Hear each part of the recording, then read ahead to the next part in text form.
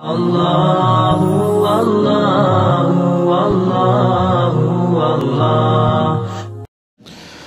अल्हम्दुलिल्लाहि व कफ़ा व सलामुन अला इबादिहिल्लज़ीना इस्तफ़ा खुसूसन अला सय्यिदिर रुसुलि व ख़ातमिल अंबिया व अला आलिहि व अस्हाबिहि नुजूमिल हुदा।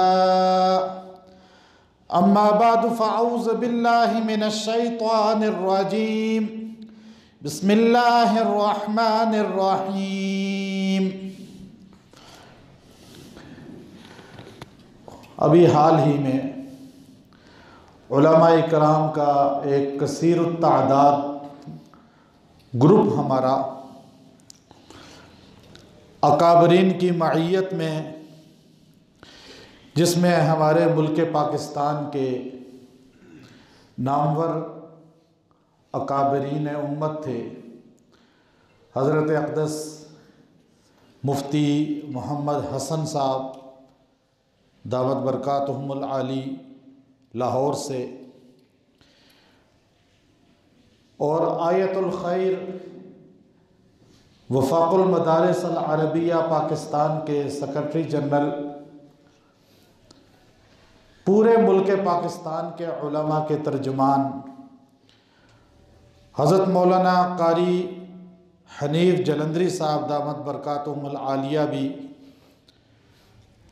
और मसलक अहनाफ के तर्जुमान सऊदी अरब में बैठकर इमाम अबू हनीफ़ा रहमतुल्लाह अलैह की वकालत करने वाले और कई 100 किताबें अरबी उर्दू में तालीफ़ करके उम्मत पर बहुत बड़ा एहसान भी किया, हज़रत मौलाना डॉक्टर अब्दुल बासित साहब दामत बरकातुहुमुल आलिया,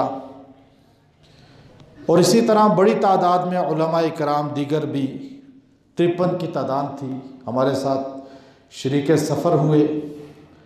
मुझे उनकी खिदमत का पूरी तरतीब मुतय्यन करने का ये शर्फ़ अता हुआ। तो आज मकसूद ये है कि उर्दन इस्लामी तारीख़ में क्या हैसियत रखता है। हम तो देख कर आए, आपको बग़ैर देखे उसकी ज़ियारत भी कराई जाए, सियाहत भी बतलाई जाए, ताकि आपका भी ईमान ताज़ा हो। यहाँ से हमने सफ़र शुरू किया तो मुल्तान, वहाँ से हमारी फ़्लाइट थी। मुल्तान पहले हम खैरुल मदारिस में चले गए, रात वहाँ क़याम किया। अल्हम्दुलिल्लाह खैरुल मदारिस वालों ने, चूँकि हम रात तकरीबन गुज़र चुकी थी, फ़जर का वक़्त था, जो क़याम हुआ हमारा, ताआम हुआ, इकराम हुआ, लेकिन आराम करने के बजाय हमने आपस में मशवरा ये किया कि मुल्तान के आइम्मा, बड़े अकाबरीन, ये जो नफूस कुदसिया ज़मीन में सोए हुए हैं हमारे बड़े, उनकी जाकर ज़ियारत की जाए। तो हम वहाँ पर सबसे पहले हज़रत अमीर शरीयत सैयद अताउल्लाह शाह बुखारी रहमतुल्लाह अलैह के मरक़द पर पहुँचे। जाकर हमने अमीर शरीयत रहमतुल्लाह अलैह की कब्र मुबारक पे दुआ की। वो अज़ीम जर्नैल, वो अज़ीम इंसान, जिनके हाथ पे सैयद अनवर शाह कश्मीरी रहमतुल्लाह अलैह ने ये कहते हुए पहली बैयत की थी कि आपको अमीर शरीयत का लक़ब मैं अता करता हूँ, ख़त्म नबूवत में हम आपके हाथ पे बैत करते हैं। और अल्लाह ने उस इंसान से ख़त्म नबूवत पे वो काम लिया कि कभी तारीख़ उनको भुला नहीं सकती, उनकी खिदमात को नहीं भुला सकती। अल्लाह ने कब्र पे नूरानियत ऐसी रखी है। फिर उनके नवासे हज़रत कफ़ील शाह बुखारी दामत बरकातुहुमुल आलिया की खिदमत में हाज़िर हुए। उन्होंने माशाल्लाह बड़ा इकराम किया, मोहब्बत का इजहार किया, बल्कि हमें वक्त भी कहा कि आपको देंगे इंशाअल्लाह यहाँ के लिए भी। फिर वहाँ एक बड़ी खानका है, दरगाह है, मुल्तान की सबसे बड़ी दरगाह बहाउद्दीन ज़करिया मुल्तानी रहमतुल्लाह अलैह। वहाँ हमने जाने का इरादा किया और मेरे साथ बड़ी तादाद में हम उलमा इकराम थे, बड़े उलमा थे, अकाबिर हमारे साथ थे। इत्तफाकी तौर पे जब हम दरगाह वहाँ पहुँचे बहाउद्दीन मुल्तानी रहमतुल्लाह अलैह की, तो वहाँ बड़ी तादाद में मर्द और ख़वातीन बैठे हुए थे, कसीर तादाद थी। लेकिन हमें यूँ उलमा इकराम को पगड़ी और इस हुलिये में देखकर, चूँकि मैं आगे था तो एकदम मजावर ने जो वहाँ दरगाह पे मौजूद थे, उन्होंने मुझे चादर जो गले में होता है उनका एक खिल्लत का और एक एजाज़ का, वो मज़ार से मुझे गले में पहना दी और कहा जी ये हमारी तरफ से आपका इकराम है। अब मैंने उलमा इकराम को देखा, मैंने उलमा इकराम से पूछा, मैंने कहा आप अगर इजाज़त दें तो मैं यहाँ पर कलमा तौहीद, कलमा हक बुलंद करूँ। शेबी मस्जिद में तो हम करते हैं, लेकिन जाकर उस मज़ार पर, उस कब्र पर जहाँ लोग बिदआत, रसूमात, खुराफात के अंदर मुब्तला होते हैं, वली तो अल्लाह के सच्चे हैं, वली की वलायत में शक नहीं है, लेकिन बाहर लोग क्या कर रहे हैं, इख्तलाफ उससे है। तो मैंने उस कब्र पे जो मजावर थे उनसे मैंने कहा अगर आप इजाज़त दें तो मैं आपको इस कब्र वाले की ज़िंदगी बताऊं, कब्र वाले की शान बताऊं, कब्र वाला साहिबे निस्बत कैसे बना, इतना बुलंद कैसे हुआ कि आज दुनिया इसके दर पे आ रही है, कोई वजह तो है। तो उन्होंने कहा जी आप बताएं। अब वो अल्लाह ने उनके दिल में डाला, कब्र पे खड़े होकर कब्र के पास ही मजमा कसीर में मैंने बयान शुरू कर दिया कि आज कब्र वाले को जो इज्जत मिली है मोहम्मद अरबी सल्लल्लाहु अलैहि वसल्लम की ग़ुलामी की वजह से। कल वही इंसान कामयाब होगा जो रसूलुल्लाह की ग़ुलामी इन्हीं की तरह करके जाएगा। खाली ये नहीं कि मैं उनसे निस्बत में हूँ कामयाब हो जाऊँगा। अल्हम्दुलिल्लाह कुछ देर बाद की, फिर आगे दूसरी जगह गए, काफ़ी हमारा सफ़र शुरू हो गया। सऊदी अरब का था, सऊदी अरब उम्रा के इरादा से पहले जाना था। अब चूँकि मिस्र का इरादा था, लेकिन मिस्र ने पाकिस्तान वालों पर वीज़ों को बैन किया हुआ है 2 माह से, और ये बात हमारी वजह से ओपन हुई, मीडिया में भी सबब बन गए हम।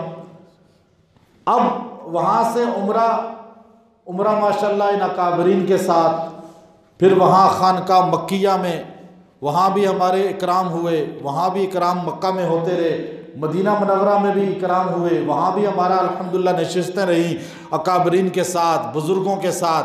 बल्कि मदीना मुनव्वरा में मौलाना अब्दुल गफ़ूर हैदरी साहब दामद बरकातुहुल आलिया, हज़रत मौलाना पीर अज़ीज़ुर्रहमान हज़ारवी साहब दामद बरकातुहुल आलिया, मुफ्ती हसन साहब दामद बरकातुहुल आलिया, हम इकट्ठे एक खानका में मदीना की थे।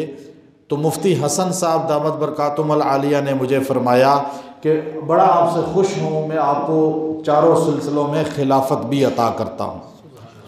मैंने कहा जी ये मदीने में हमें तोहफ़ा आपसे अल्लाह ने दिया है, इन बड़ों की मौजूदगी में दिया है, तो ये हमारे लिए शर्फ की बात है। बल्कि दिल पे हाथ रख के मेरे पढ़ा भी कुछ कि आपका कल्ब जो है ताकि जारी हो जाए। मैंने कहा ये बुज़ुर्गों की मईयत का असर होता है। फिर हमारा वहाँ से क़याम जो हमारा मुकम्मल था, शेख हरम मौलाना मक्की हिजाज़ी साहब से अल्हम्दुलिल्लाह सब की मुलाकातें, हज़रत ने बड़ी दुआएं, बड़ा हज़रत से ताल्लुक़। उर्दन का जब सफ़र शुरू होता है हमारा, अब ये उर्दन हम जब जाते हैं तो उर्दन को अक्सर लोग तारीख़ को नहीं जानने की वजह से नहीं समझ पाते कि हमारे कुरान और सुन्नत में जो चीज़ें आपको कुरान में ज़्यादातर मिलेंगी, अंबिया के वाक़यात कुरान में मिलेंगे, फिर हदीस में सहाबा के वाक़यात आपको मिलेंगे। अगर अंबिया के वाक़यात को अगर आप किसी ज़मीन पर देखना चाहें तो मिस्र और उर्दन जो है इसमें 80% आपको वाक़यात नज़र आएंगे। सहाबा कराम के वाक़यात अगर आप देखना चाहें, मक्का मदीना तो मरकज़ था, लेकिन सहाबा वहाँ से खुरूज करके जिहाद पर दीन की सरबुलंदी के लिए अपना घर छोड़कर जब निकले तो ये उर्दन मिस्र में आपको ईमान की ताज़गी के लिए, तक़वियत के लिए ऐसे मौक़े मिलते हैं। अगर इंसान इन जगहों को कुरान और हदीस को सामने रख के सियाहत करेगा तो इंसान का ईमान हद दर्जे मजबूत हो जाता है। उसकी वजह क्या है कि जब हम वहाँ पहुँचते हैं तो हमें सबसे पहले इस उम्मत के 3 अजीम जर्नैलों की कब्रें मिलती हैं। एक वो शख्स है, जब हम सफ़र पे निकले, इकट्ठे सारे थे, तो उन्होंने कहा कि आज आपने एक ऐसे इंसान की कब्र पे जाना है जिनको रसूलुल्लाह सल्लल्लाहु अलैहि वसल्लम ने फरमाया था, एक मजलिस के अंदर 10 आदमी बैठे थे, आपने 10 को जन्नती होने की बिशारत दी, और एक आदमी ये था जिनका नाम हज़रत अबू उबैदा बिन जर्राह रज़ी अल्लाह ताला अन्हु। हजूर अलैहिस्सलाम के पास यमन के लोग आए, आकर कहने लगे, या रसूल अल्लाह, हमारी तरफ आप कोई अपना सिखाने वाला भेजें जो आपकी तालीमात हम तक 100% पहुंचाए। जब ये जुमला यमनियों ने कहा तो रसूलुल्लाह सल्लल्लाहु अलैहि वसल्लम ने इरशाद फरमाया कि मिन हाज़िहिल उम्मा अमीनुन मिन हाज़िहिल उम्मा अल उबैदा बिन जर्राह, मेरी उम्मत का जो अमीन है वो उबैदा बिन जर्राह है। क्योंकि अल्लाह ने एक अमीन बनाया, नबी ने एक अमीन बनाया। अल्लाह ने कुरान में फरमाया मुताइन सम्मा अमीन, हज़रत जिब्राइल के मुतालिक, कि अल्लाह से कुरान लिया हज़रत जिब्राइल ने, पहुंचाया किस तक? मोहम्मद अरबी सल्लल्लाहु अलैहि वसल्लम तक।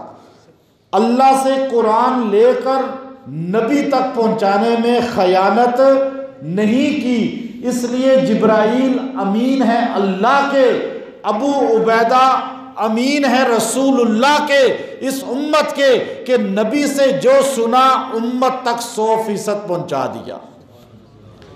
इसलिए अल्लाह ने कहा अमीन जिब्राइल को, रसूलुल्लाह ने अमीन कहा हज़रत अबू उबैदा को।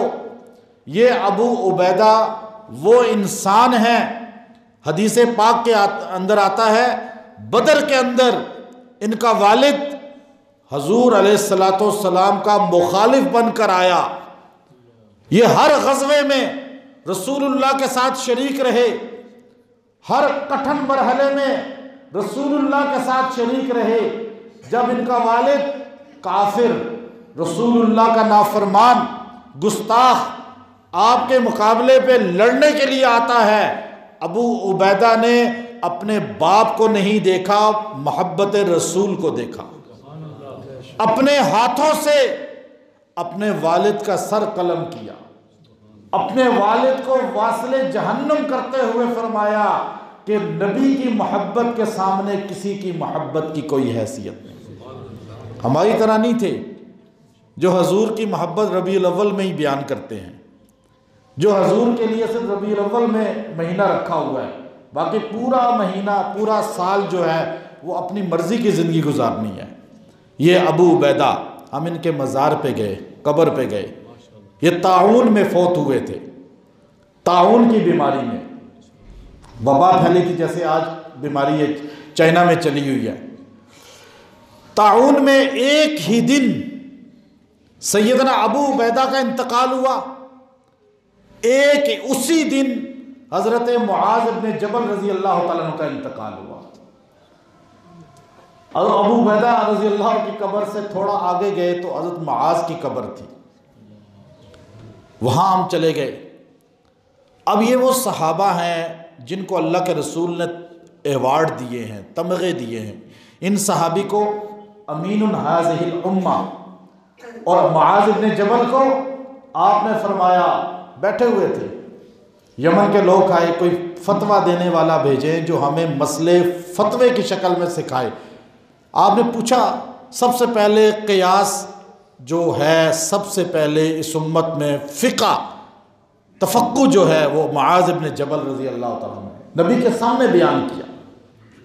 हज़ूर अलैहिस्सलातु वस्सलाम ने उनसे फरमाया कि मैं इस उम्मत का बेहतरीन आलिम तुम्हारे पास भेजूँगा, क़यामत के दिन उलमा का इमाम जिसको बनाया जाएगा।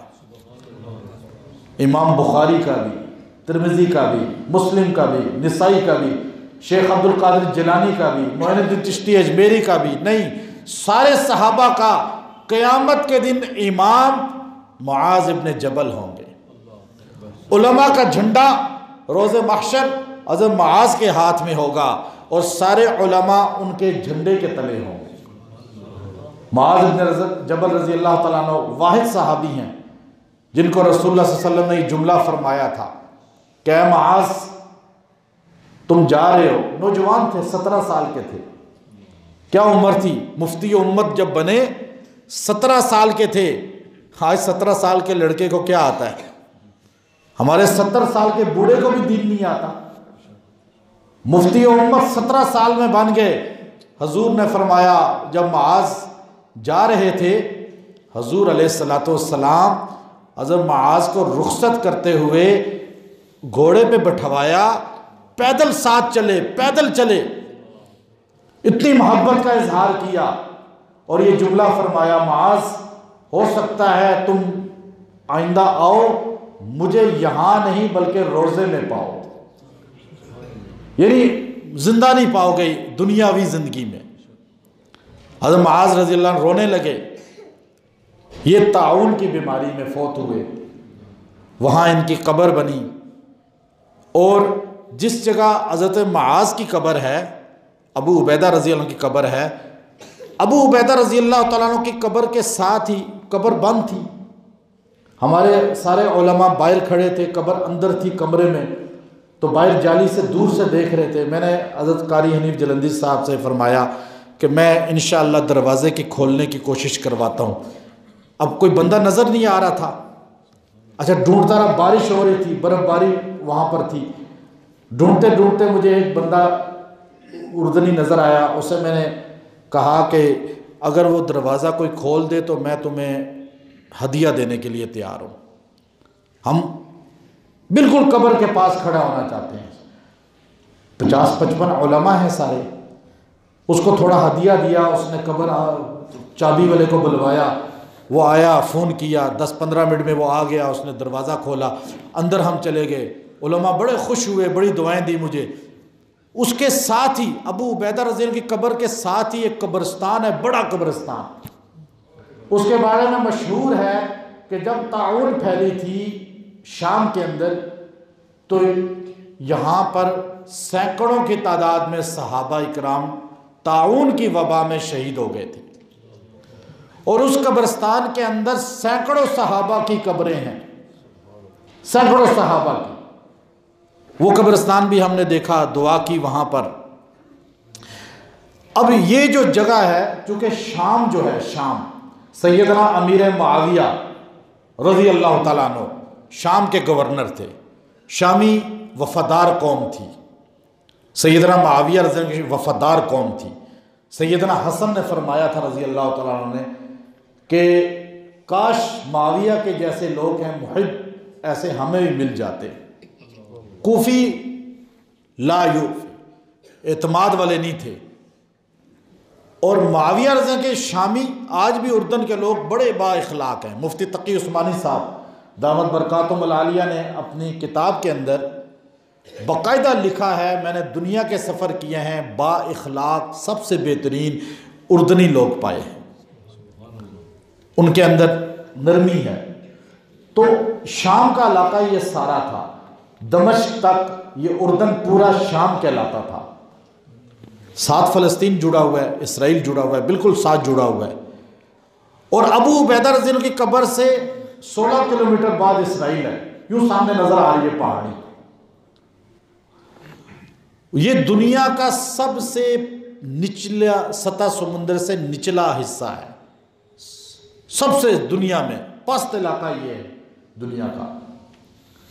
इसके बाद आगे हम चले, एक ऐसे सहाबी की कब्र थी, जर्नैल था जो इस्लाम का। हमारे बच्चों को, औरतों को, मर्दों को पता ही नहीं हमारा जर्नैल कौन थे। ये हीरो जिनके बारे में मुफ्ती तकी उस्मानी साहब दामत बरकातुहुल आलिया ने अपनी सफ़रनामे के अंदर लिखा, अल्लामा वाक़दी रहमतुल्लाह अलैह की फतूह शाम को अगर बंदा पढ़े तो उस पूरी तारीख, अल्लामा वाक़दी की पूरी तारीख का हीरो, जैसे हर फिल्म का, हर किताब का, हर कहानी का एक हीरो होता है, अल्लामा वाक़दी बड़े मुअर्रिख़ हैं, तारीख़दान हैं। उनकी तारीख का हीरो जो है वो हज़रत ज़रार इब्न अज़वर रज़ी अल्लाह तआला अन्हु है। उनकी कब्र पे हम गए और मैं चूँकि उनसे मुझे ख़ास उनसीयत थी, मुजाहिद आदमी थे, जान की परवाह कभी नहीं की ज़िंदगी में उन्होंने। जब भी मैदान जिहाद में जाते थे, ज़रा तो दूर की बात है, कमीज़ भी नहीं पहनते थे। ऐसा मुजाहिद कभी किसी माँ ने जाना है? उजिज़तिन निसाउ व यूलिदा मिस्लु ज़रार इब्न अज़वर। हज़रत उमर फरमाते थे, औरतें आजिज़ आ चुकी हैं, भांज हो चुकी हैं कि ज़रार बिन अज़वर जैसा मर्द जरी पैदा करें। हम तो यहाँ डर जाते हैं, बाहर फायरिंग हो यहाँ डर जाएंगे हम जो है ना, हर चीज़ में अपना कितना एहतियात। वो जिहाद में नेज़े, तलवारें, तीर दूर से मारा जाता है, लेकिन हज़रत उमर ने कहा ये ज़रा पहने आप, का अमीरुल मोमिनीन मैं शहादत चाहता हूँ, अल्लाह से मिलना चाहता हूँ, तो मुझे क्या ज़रूरत है ये ज़रा पहन के अल्लाह और अपने दरमियान हाइल कर लूँ इस रुकावट को। लेकिन शहीद हुए नहीं इस तरह। अब वो इतनी जंगें लड़ी हैं उन्होंने, जाते थे तलवारें दोनों हाथ में लेके, धोती बांधते थे कमीज के बगैर, नंगे बॉडी इस तरह, और ये उनके खून में शामिल था। अल्लामा वाक़दी ने लिखा, उनकी बहन हौला बिनते अज़वर इतनी बहादुर थी कि वो निकाब पहनकर कई बार मुसलमान फंस गए काफरों के अंदर, कैदी बन गए। रात को आके अकेली औरत ने निकाब पहन के हमला किया और अपने कैदी छुड़ा के ले गई। जाके बाद में पता चला कि ये मर्द नहीं है, खौला औरत है। ऐसी ऐसी ख़वातीन हमारी तारीख़ के अंदर मौजूद हैं। उनकी दलेरी को सहाबा इकराम के बाद ताबईन ने बड़ी तादाद में पेश किया है। हज़रत खौला बिनते अज़वर। अच्छा, हैरत की बात यह है, ये बाज़ कहते हैं यमामा में शहीद हुए, बाज़ कहते हैं यरमूक में। यरमूक वहीं पर है, ग़ज़वा मूता भी वहीं पर है उर्दन में। यरमूक में राजे कौल यही है, यरमूक में शहीद हुए। लेकिन इससे बड़ी हैरत की बात यह थी कि हम जब उनकी कमरे में दाखिल हुए, खुशबू फैल रही थी। हमने समझा शायद किसी ने इतर रखी है, कोई सहाबा, हम सहाबा की ग़ुलामी क्यों करते हैं लोग। अक्सर ये आम आदमी को इस बात का इल्म नहीं कि सहाबा रसूलुल्लाह सल्लल्लाहु अलैहि वसल्लम की वो नफूस कुदसिया थे जिनकी कब्रें आज भी हदायत का मरकज़ बनी हुई है। हमें उनके बड़ों ने, उलमा उनके आए, उन्होंने बतलाया कि ये कब्र के चादर अगर हटाएं आप तो अंदर एक सुराख है छोटा सा, आप इस सुराख के करीब अपनी नाक ले जाएं, आप देखें कैसी खुशबू अंदर से आ रही है। मुफ्ती हसन साहब दामत बरकातुहुल आलिया, कारी हनीफ जलंधरी साहब दामत बरकातुहुल आलिया कहने लगे, सबसे पहले उन्होंने नाक जब रखी इतनी खुशबू, हैरान हो गए। मैंने खुद फिर चेक किया, अंदर से ऐसी खुशबू कब्र से आ रही थी कि इंसान तस्वुर ही नहीं कर सकता। इतनी तेज़ खुशबू मैंने ज़िंदगी में नहीं कभी महसूस की, इतनी तेज़ खुशबू आ रही थी वहाँ से। अब हमने वो खुशबू महसूस की, ईमान और ताज़ा हुआ, ईमान और मजबूत हुआ। अब यहाँ से हम आए, हमें कहा गया जी अब आपको लेके जाना है डेड सी, बहर मैयत, जहाँ कोई चीज़ जिंदा नहीं रहती, उस पानी में डूबती भी नहीं है। मुझे कारी हनीफ जलंधी साहब फरमाने लगे, जाते हुए बयान हो रहे थे गाड़ी में, 50 आदमी की गाड़ी थी, नातें, बयान, शेर व शायरी, किरात, हर चीज़ माशाल्लाह, बड़ा अकाबरीन से। उन्होंने बयान करते हुए गाड़ी में फरमाया कि मैं 35 साल पहले आया था, मौलाना शाह नफीस हुसैनी रहमतुल्लाह अलैह, मौलाना अब्दुल कादिर आज़ाद रहमतुल्लाह अलैह, मौलाना अब्दुल्ला लाल मस्जिद के वो बड़े बड़े अकाबिर साहब थे। कहने लगे मौलाना अब्दुल्ला शहीद उस पानी में नहाए भी थे। उन्होंने कहा था कि ये जरासीम जो जिस्म पर खारिश की दीगर बीमारियों के लिए अच्छा है, पानी मुंह के अंदर आंखों में ना जाए। मेरा बेटा छोटा साथ था, मैंने इसको कहा तुम भी मौलाना अब्दुल्ला साहब की तरीके को सुन्नत समझ के ज़िंदा करो। कुछ उलमा नहा भी लिया वहाँ पे अल्हम्दुलिल्लाह उन्होंने। वहाँ हमने जाके खाना भी खाया होटल में, और फिर साथ उस जगह हम गए। अब ये वो जगह है जहाँ कौम लूत पे अल्लाह का अजाब आया था। सामने पहाड़ी पे वो निशानी अभी भी है जहाँ हज़रत लूत की बीवी पर अल्लाह रब्बुल इज़्ज़त ने पत्थर मारा था। जब वो पीछे मुड़ के उसने देखा वो वहीं पे मर गई थी, वो निशानी अभी भी मौजूद थी। ये 50 जो किलोमीटर लंबा है, 13 किलोमीटर चौड़ा है समुंदर, दुनिया का छोटा तरीन समुंदर है ये। अच्छा, इसको समुंदर कहा गया, लेकिन कहा जाए तो ये नहर है या एक दरिया भी है छोटा सा, लेकिन चूंकि फैला हुआ इतना है, 50 किलोमीटर लंबा है, 13 किलोमीटर चौड़ा है, 70 गज गहरा है। अच्छा, इसके अंदर कोई चीज जिंदा नहीं रहती। नमकियात इतनी है, वो कहते हैं पेट्रोल इतना है अंदर, दीगर चीजें हैं। आप गिरेंगे, अब नहाने वाला ऊपर ऊपर तैरता रहता है, डूबता नहीं है अंदर उसके। और ये जमीन से, सतह समुंदर से हद दर्जे दुनिया का पस्त तरीन जगह है। अल्लाह ने इस बस्ती को जब उठाया आसमानों पे, यूं उनको पलटा, नीचे का ऊपर, ऊपर का, तो नीचे से पानी जो निकला ये वो पानी है। यहां वो अल्लाह ने इबरत के तौर पे उस कौम को तबाह किया, और अल्लाह ने निशान इबरत जगह बना दी। जगह भी दुनिया की पस्तरीन, कौम भी पस्तरीन। अब इसमें आगे सामने पहाड़ नजर आता है, वो पहाड़ इसराइल का है, और उसके साथ ही धूप अगर हो, साफ मौसम हो, तो गुंबद सहरा नज़र आता है, बैतुल मक़दस का सामने नज़र आता है। वहाँ पर हमने वक्त गुजारा, उसके बाद वापसी हुई तो कहा गया जी अब हम आपको हज़रत शुएब अलैहिस्सलाम के गांव में लेके जाएंगे, हज़रत शुएब अलैहिस्सलाम की कब्र मुबारक पे। हज़रत मूसा अलैहिस्सलाम ने जहाँ बकरियाँ चराई 12 साल, जिस कुएं से आपने पानी भरा और शुएब अलैहिस्सलाम की बेटियों को भर के दिया, फिर वहाँ से आपको घर ले जाया गया जहाँ आपका निकाह हुआ। अब आप देखिए कुरान की कितनी आयात हैं जो वहाँ पर आपको समझ आएंगी। अच्छा, पहाड़ी इलाके हैं सारे, पहाड़ियों पे यूं गाड़ियाँ घूम रही हैं। हज़रत शुएब अलैहिस्सलाम के बस्ती मदियन में हम पहुँच गए, वहाँ पर कुआं देखा, वो बेआबाद पड़ा है, कब्र मुबारक पे हाजिर हुए। नबियों में एक मोहम्मद अरबी सल्लल्लाहु अलैहि वसल्लम नबी हैं हमारे, जिनका रोज़ा 100% सनद के साथ मौजूद है कि वो महफूज है। आप ये नहीं कह सकते कि हजूर अलैहिस्सलाम की कब्र शायद मदीने में है या नहीं, आप ये नहीं कह सकते। आप यकीनी कह सकते हैं कि हमारे नबी मदीना में मौजूद हैं, रोज़ा अतर में। बाकी नबियों का आप अंदाज़ा हो सकता है, गलत भी हो सकता है, सही भी हो सकता है।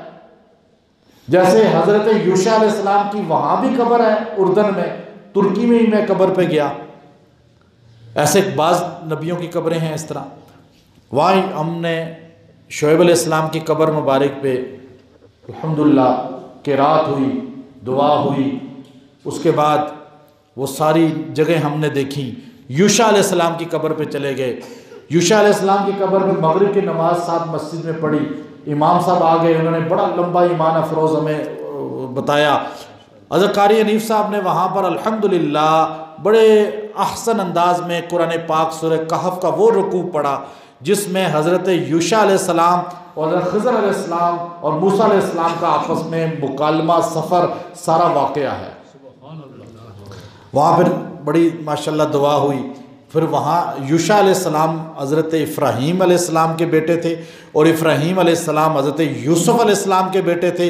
गोया के हज़रत यूसुफ़ के पोते थे ये, और हज़रत मूसा के बाद नबी बने। अगले दिन हमने होटल वापस आए। अगले दिन हमारा नीयत जो थी वो अस्हाबे कहफ के गार की तरफ थी।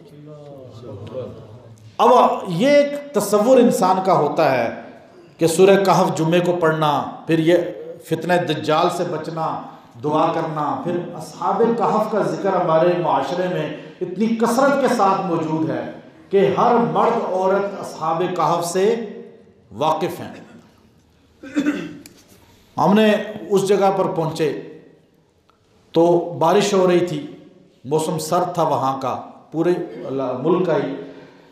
तो वहाँ पर हमें वो कहने लगे, जो वहाँ एक बड़े उनके मुंतज़िम थे, उन्होंने माशाल्लाह पूरी हमारे पास महफूज है, उन्होंने बतलाया कि तुर्की में भी बाज़ कहते हैं अस्हाबे कहफ का है गार, एक जगह और भी कहते हैं, लेकिन सबसे गालिब जो मजबूत कौल है मुफ्ती तकी उस्मानी साहब ने भी उसी को बयान किया, और तमाम आसार कदीमा वालों ने, कि वो उर्दन का यही गार है। उसकी वजह यह है, कुरान कहता है कि उसके ऊपर एक मस्जिद है।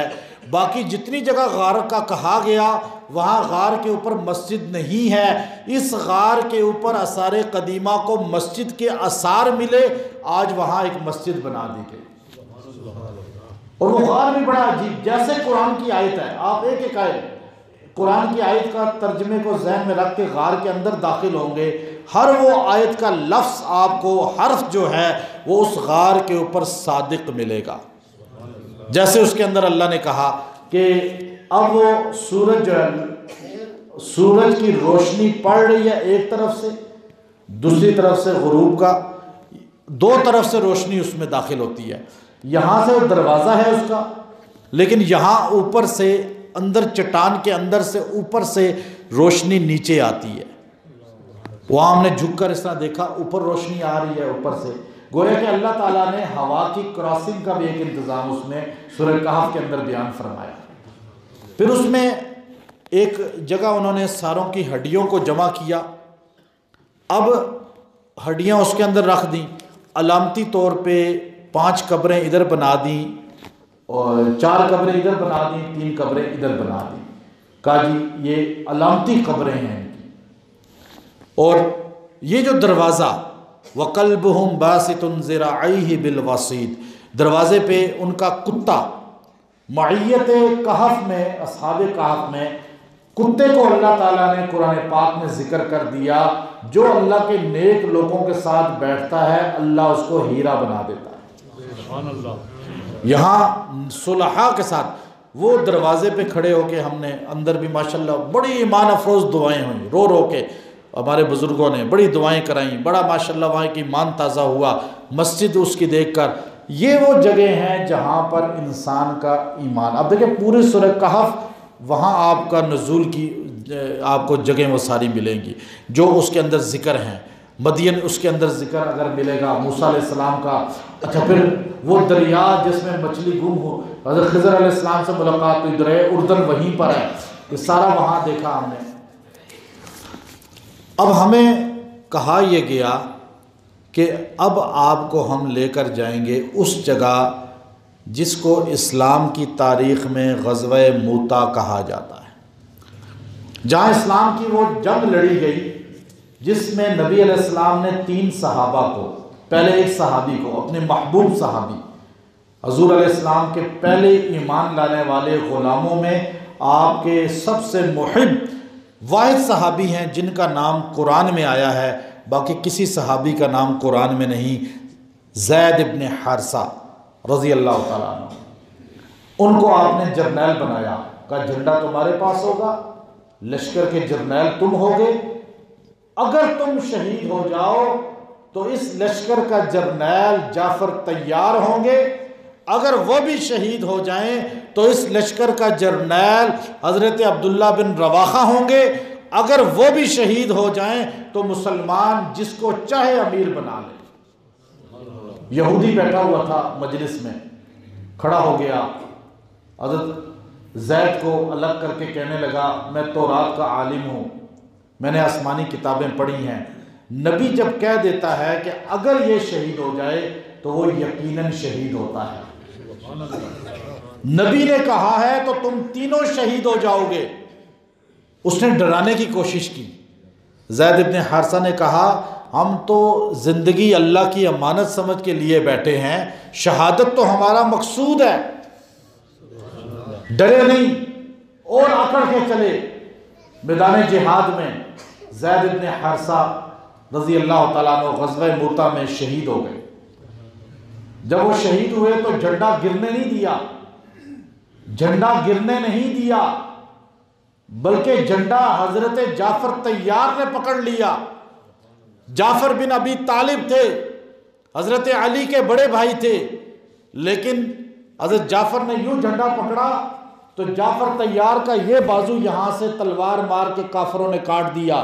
जाफर ने इस हाथ में झंडा पकड़ा, उन्होंने ये बाजू काट दिया कोहनी से, तो जाफर तैयार ने झंडे को, डंडे को अपने यूं बाजुओं में लिपेट लिया ताकि झंडा इस्लाम का नीचे ना गिरे। वजह पता है उसकी? आपके इल्म में शायद ना हो, बदर में जब रसूलुल्लाह सल्लल्लाहु अलैहि वसल्लम का झंडा उठाने वाला मुसअब बिन उमैर थे और झंडा इस्लाम का हट गया था वहां से और नजरों से पोशीदा हो गया था, तो आप अलैहिस्सलाम से पूछा गया, या रसूल अल्लाह, अब तो कपड़ा ही कोई नहीं सामने, अब इस्लामी परचम किससे बनाएं? हुजूर अलैहिस्सलाम ने सहाबा से कहा, रुक जाओ। खैमे में तशरीफ ले गए, सैयदा कायनात सैयदा आयशा की चादर को लाके फरमाया, आज के बाद ये इस्लामी परचम होगा। सैयदा आयशा की चादर को बदर में परचम बनाया गया था। अब ये परचम संभाला किसने? आले अबी तालिब ने, आले हजरत अली के बड़े भाई ने। जब दोनों बाजू कट गए, आप सल्लल्लाहु अलैहि वसल्लम मदीने में आप उनकी ज़ौजा अस्मा बिनते उमैस के पास गए तो वो रोने लगी, या रसूल अल्लाह, उसके तो हाथ कट गए हैं, वो तो बाजुओं से महरूम हो गया। अल्लाह के पैगंबर ने अस्मा ज़ौजा जाफर तैयार को खुशखबरी देते हुए फरमाया, ए अस्मा, मैं मोहम्मद गवाही देता हूँ कि मैंने हज़रत जाफर को जन्नत के अंदर दो परों के साथ उड़ते हुए देखा है। अल्लाह ने दो बाजुओं की जगह दो पर अता कर दिए हैं। जाफर कभी यहां से उड़ता है, वहां चला जाता है। वाहिद सहाबी हैं जिनको तैयार कहा गया, परों वाला।